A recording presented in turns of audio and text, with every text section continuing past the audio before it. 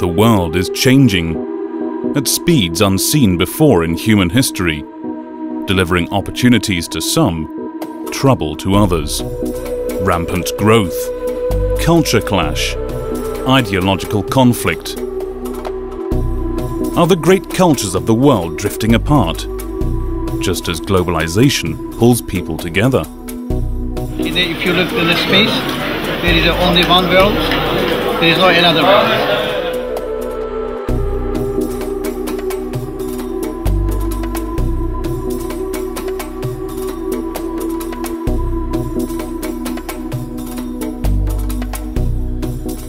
There is no second world. There is only one world, and we have to live together.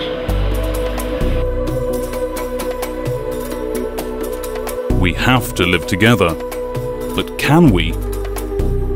Of all the megacities of this world, maybe none is as representative of the world today as Istanbul, a capital of many cultures for thousands of years. Cultures and different types of people have lived on top of one another, and the city developed over 2,000 years. And I think of Istanbul, and to some extent Turkey, but especially Istanbul, as being one of those points along cultural interchange, along cultural frontiers. I don't think the city is in conflict. There are problems, there are different cultures, there are different styles of living. Not only we have very religious districts, very modern,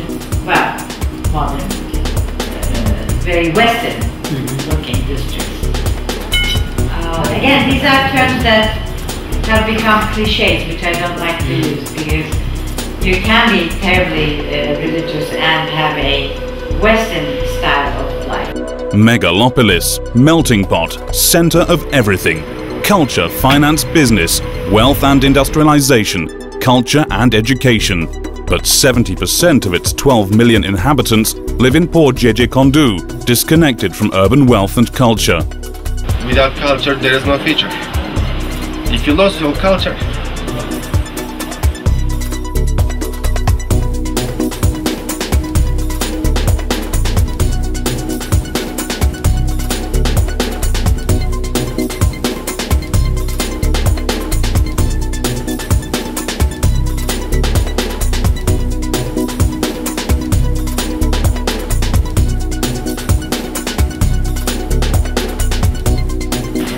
Kültür insanların içindeki bir duygudur. Anlatılmaz. Ancak gelinir, görülür. Herkes gelsin, görsün. İstanbul'un her tarafı kültür kokar. Who is this city? An alluring diva? A shining jewel? The queen of change? A place to be? Where ideas and cultures coexist and coalesce, as her lovers claim? Or a dangerous, mysterious fury, a secret agent of cultural backlash, eating its children and misleading its neighbors? The enemy at the gates? Unsavory, untrustworthy. Kaftan. American or the European people, they see us about second culture or third culture.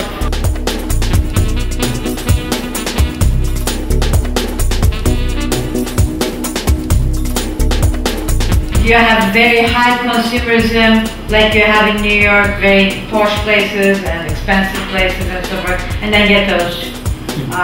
So in that sense, yes, and good cultural institutions, universities and so forth, museums. It is a lively city, like New York is. Lots of things are going at the same time.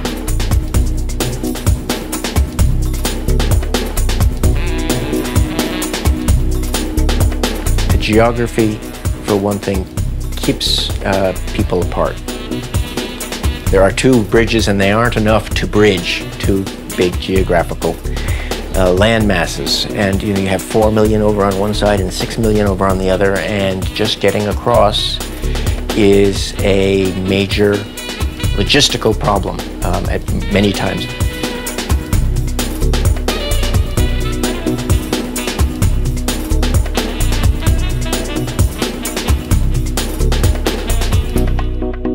I think in everybody's mind, it's still the other side is another world still.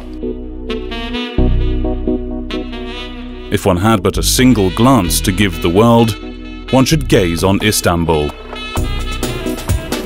So true, in so many, many ways. What's on the other side of Turkey, Istanbul, Europe. And the other side is Anatolia. Do people pass from there to there? Not much.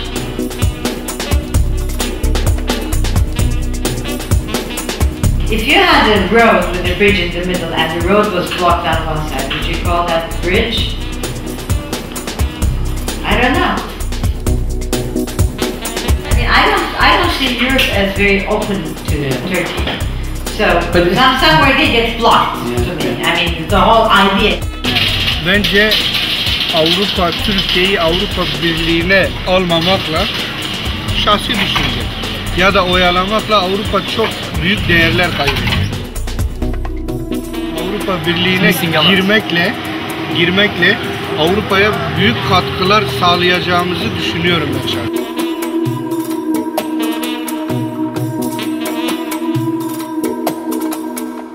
It's a division of mind that is something that's part of life in Istanbul that maybe is not so much part of life in most other major metropolises in the world, which makes all of these big fancy words about bridges and different cultures and whatever, it makes them relevant. I can't deny it, even if I don't like them.